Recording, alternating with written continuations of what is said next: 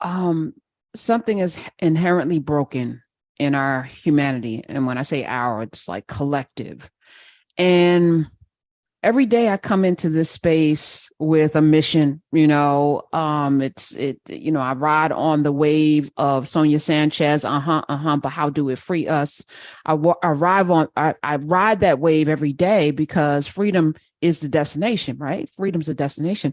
But what does that look like when you are in a world where things, where the and I don't want to get into good and evil because I think it's not necessarily good and evil as things are not in balance, right?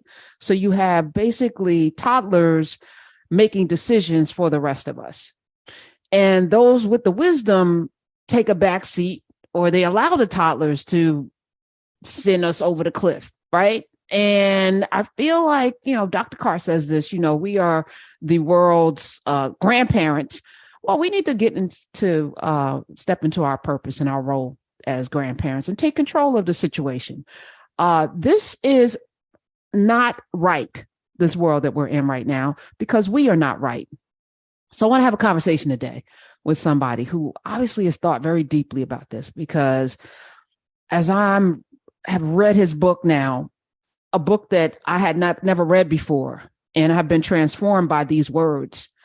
And I have it in my Kindle. Some of y'all have it physically. However you get it. I know he's thought about this, because you can't write a book like this without having these deep conversations with yourself. So let me welcome, he's so many things: award-winning novelist, author, teacher, humanitarian, philanthropist of his soul. Let me welcome to the show Dr. Daniel Black, the author of The Coming and many other books. Hi. Hello there. How are you? I'm, you know what? I'm so much better having been in community with you.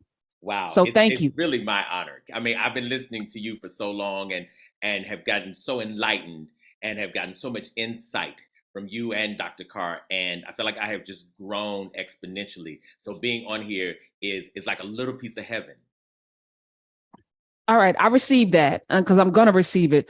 But even as I was preparing for the show, both last week when you came into office hours with Dr. Carr, because I'm like, I had to finish this book so we can, I got to, and then I was like, let me dip out because I don't even want to be involved, because I don't feel worthy. Do you know, like I haven't, it's interesting. So I read this book called The Middle Passage, right? They call it a classic. It's in the canon, right?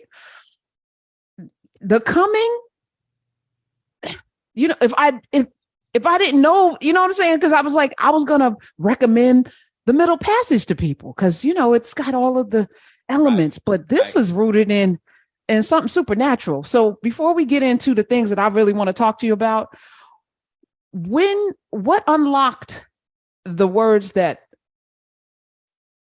we all read, those of us in Nubia, what unlocked that for you? When did you know that you could produce this?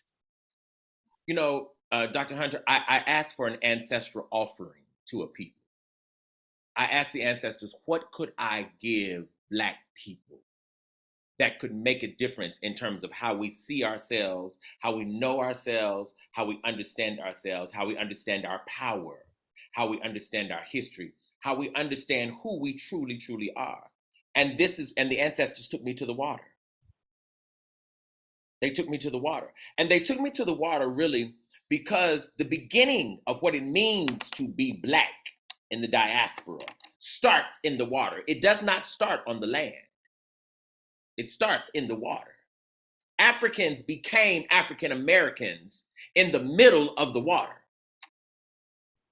right? The Tiv, the Ga, the Ewe, right? The Mandinka, the Bambara, the Bassa, the Yoruba, the Hausa, etc. Those ethnic identities began to disappear when they all of a sudden needed each other now for survival in the middle of the water. And I think of it this way, Dr. Hunter. I think of it as we were returned to the womb, right? I think of the Atlantic Ocean as the womb. And we were returned to the womb to be born again, literally and metaphorically, for a new age, right? And for a new time. And the ancestors suggested that I write about the Middle Passage and Dr. Hunter for, I think, 3 reasons. One of those is I have been studying the Middle Passage for some 15, 20 years. I started reading and studying about the Middle Passage when I was in graduate school with Dr. Carr. And I was reading maritime history. I was reading slave narratives. I was reading diaries of enslaved people, et cetera, et cetera. And I was just absolutely fascinated that African people could make that journey across the water and live.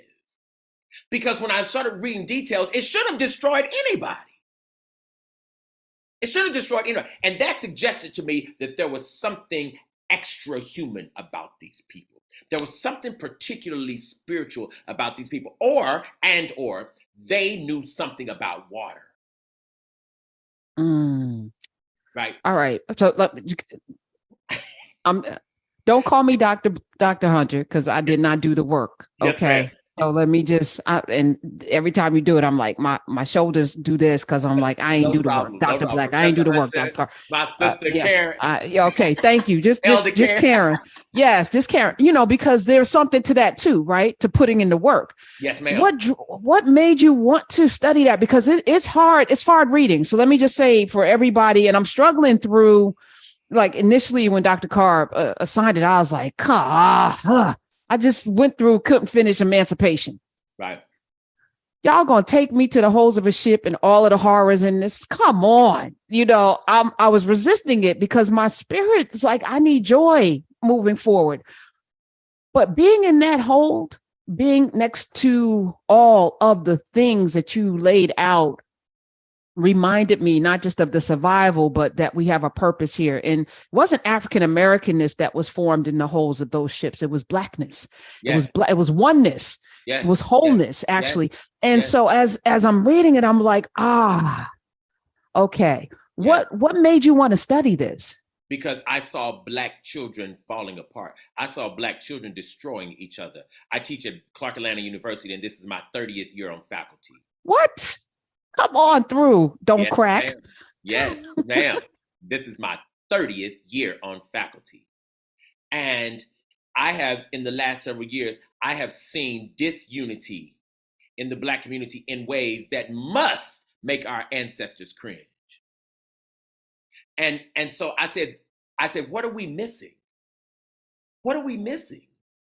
And what I realized, Professor, that we're missing is we have missed the cost of Blackness. We have missed how expensive Black life is. We have absolutely underassessed how much somebody paid for this flesh.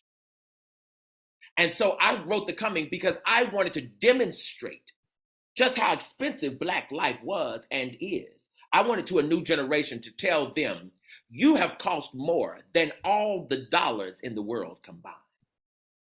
And if people ever get clear about that, we'll stop treating ourselves cheaply.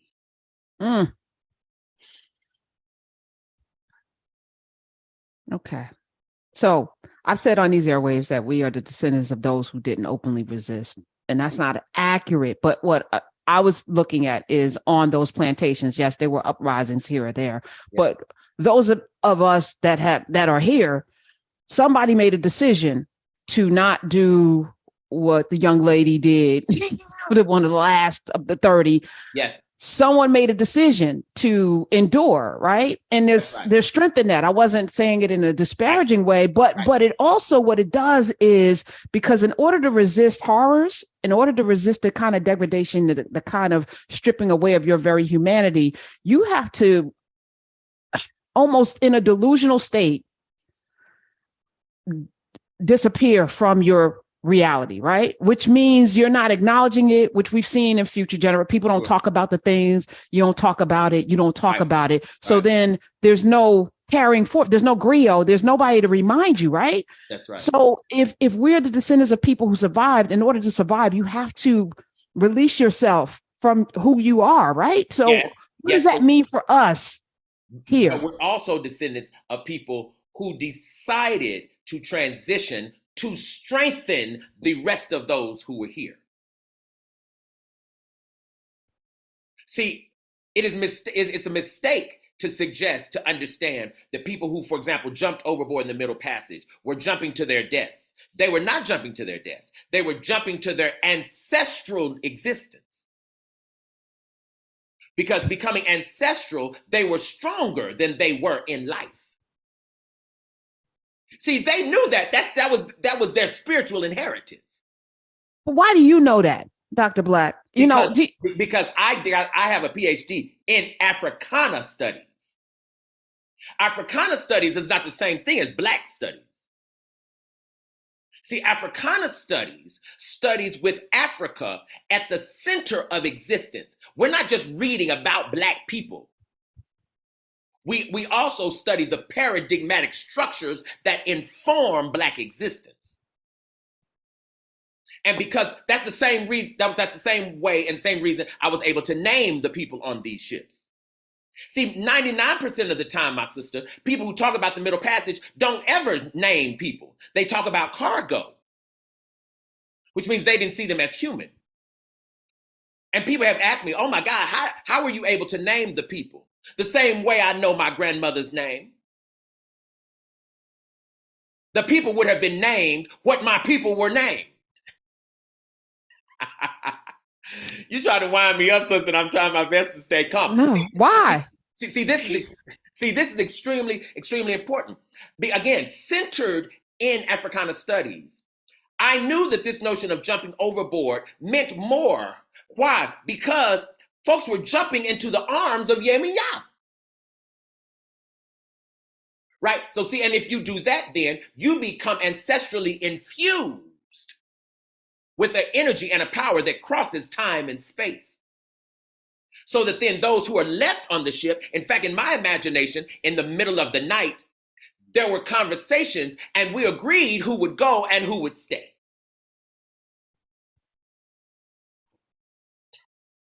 That's a deep thing, but nobody studies that as part of the Middle Passage reality because people are studying it as a result of what white people did to us.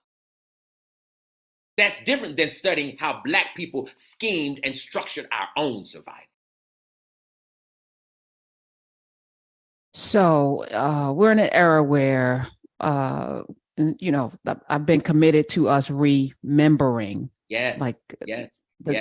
The gathering, the remembering. Yes. As I'm reading this, I was like, wow, it's all right there. Yes. Unfortunately, Dr. Black, and we're talking with Dr. Daniel Black, and we're talking about his book, The Coming, even though he has a book that's coming that we're going to talk about as well, and many others. As we sit here, this book is not in everybody's library. This conversation is not being heard by the people who and if you're on the campus of Clark Atlanta, you're also dealing with somebody who wants to go and get an education. That's you're right. Not dealing with the kids we saw in The Wire, right? Who may, right now watching BMF or Godfather. I'm watching all of these glorifications of our gangster behavior, right? Snowfall, right. I'm rooting for Franklin, right? And I love the, P Valley and Cardi B and all, but those are the people who are center for us. Those are the folk that are elevated. Beyonce's in Dubai, Right. Dubai. There's so many things to be said about that. Yes, right. This is not a household conversation. I've been struggling with how we bridge that because you're right. If everyone knows their value, if everyone knows what the cost is, if everyone knows how expensive we are, there's no way we're calling each other out our names. There's no N words. There's no B words. There's none of that. And it would feel disgusting to even do it. That's right. What I was sad about reading was all of the lost culture, all of the rites of passages that never happened, all of the wisdom of the elders that was lost, the healing knowledge, all of that. And now we're left with you saying something about ancestors and you look crazy. Right. But see, what we have to do is, and you're right, this book may not be a household name, but it's about to be a village name. And see, that's important because see, the minute we use that metaphor, a household name, see, once again, subconsciously, we're in a Western paradigmatic structure. Right? And see, what I do is, yes, I share this book on college campuses, absolutely. But I also share it with just as many Black churches. See, I take it to the people, right? I give it away on street corners. I absolutely do. I've probably given 50 copies of this book away that I've written. And people say, well, how do you make any money, if you're giving the book away? Because I didn't write the book for economic gain. I wrote the book for spiritual gain, and the spirits will then pay me. Yes, right? they will. Yes, Yes, they they will. will. Oh, Yes, they will. Yes, they will.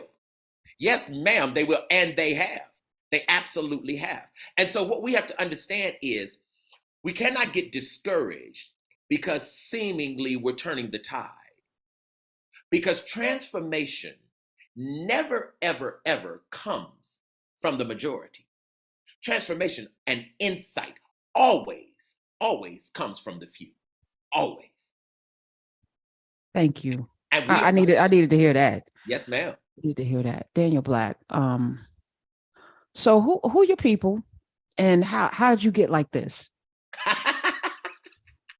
Well, I am from a very rural place in Blackwell, Arkansas. Blackwell, Arkansas, population about 100 people. My great-grandfather migrated to Blackwell, Arkansas from a plantation in South Carolina and bought 500 acres of land in the late 1890s. I grew up on that land in rural Arkansas. And then my great-grandmother, who was born in the 1890s, helped to rear me, and she was a reader. She loved to read. She's really the only person in my family who reads. But I was grandma's boy. And when I was maybe 8 or 9, my grandmother's eyesight went bad, and I began to read to her. And she would ask me to read to her. And then she would ask me to put in the right inflections so that she could hear the difference in the voices, right, as I was reading. And even I would read the Bible to her. And there were times where she would say, and this is really profound, she would say, don't just call the words. And I remember one of her favorite scriptures in the Bible is 1 Corinthians 13, though I speak with the tongues of men and of angels and have not love. And one day I was reading it and she said, listen, don't call the words to me, give it to me. And I finally discovered what my grandmother was asking me. And at maybe 10, 11, all of a sudden I said, though I speak with the tongues of men and of angels and have not love, I am become as a sounding brass or a tinkling cymbal. And she said, come on now. And I realized, of course, I didn't know any terms. I didn't know anything about call and response. I didn't know any of that terminology in rural Arkansas. But what she was teaching me was my rhythmic inheritance, right? As an artist and as a reader.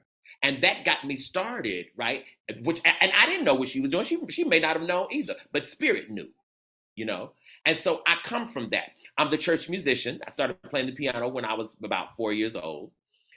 And then and now, I am the church musician every week. So I know the church songs, I know the hymns, I know the gospel. I mean, and I hope it comes out in the rhythm of this text. Oh my goodness. It is not just poetry, but it is the sheet music. Yes, ma'am. Yes, with the ma'am. people. The scoring, yes. Absolutely, absolutely. And I got a full scholarship to go to a place called Clark College in 1984. Whatever.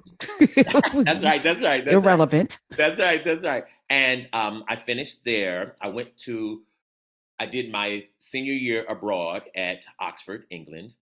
Then I went in 88, I went to a place called Temple University to do a PhD in the first class of those who were doing the PhD in African American Studies. And it was the most glorious, the most amazing experience conceivable. That's where I met Dr. Carr, of course. I finished there in 92, came back to Clark, and I've been at Clark ever since.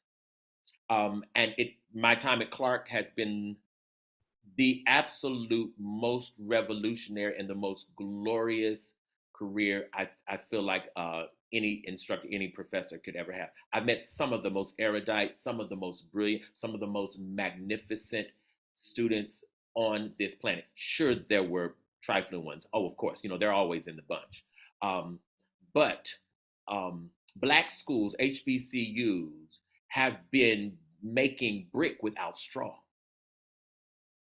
And I'm so glad to be part of that legacy. I was the founder. I am the founder of the Ndugu Nzinga Rites of Passage Initiation Community in which now hundreds and hundreds have come through and done rites of passage and done initiation. That there is also a chapter in New York City. That's amazing and fantastic and wonderful and awesome. And of course, as you know, I write books, and I'm really, really excited about what it means to be Black and free. Me too. As I look at our color coordination today, completely unplanned, right? I know that we are supposed to be connected for you, this rites of passage, because I feel like, so I was walking this morning and I wrote this down, that too many of us seek someone telling us what to do. Yes. Which I also think is a vestige of the 400 years of enslavement and the colonization, where you have to ask permission. You don't have, right, agency over your own body, to the point that even when we vote, we elect people without demands. That's right. We elect people we want. I'm electing you. What do we need? That's right. Like, and I keep saying every day, we all live somewhere. You know what you need. When you go outside, there's trash, you need to pick it up. If there's things going on, you need to engage with the kids in the neighborhood. You know what needs to happen in your household if it's out of order. You do know, but you wait for somebody to come. Well, somebody's going to pick that up. The somebody is us, right? That's right. So as I was thinking about this too, like, how do we transform that after, 400 years is a long time to be indoctrinated into a way of knowing and a way of being. I don't know why I'm like this. I don't know why I've always been resistant to people telling me what to do. It's just a natural reaction. I don't care if it's right or wrong. I'm always going to be like, no. But most of us are looking for somebody to tell us what to do. And is that a vestige of this kind of like, and it's not docility, it's not being docile. It's something else, and it's hurting us. Mm-hmm. I think it's a vestige of us subconsciously believing in and praising a God who believes in our oppression. See, I think most of us serve a God who actually believes in and is committed to Black oppression. And when you serve a God, who believes in your own oppression, right? You must surrender all your agency unto divinity. And see, I want to encourage us to begin to conceive of a God who, in fact, I want us to stop bowing our heads and closing our eyes when we pray. I want us to look at each other and say, dear God, I glorify you. I'm looking at my brother saying it. See, when I speak God, Karen Hunter, when I speak God as I'm looking into the eyes of my sister, then divinity starts looking Black to me. When divinity looks Black to me, then I won't have to ask permission, because the permission giver is Black. That's my soul. That is my spirit.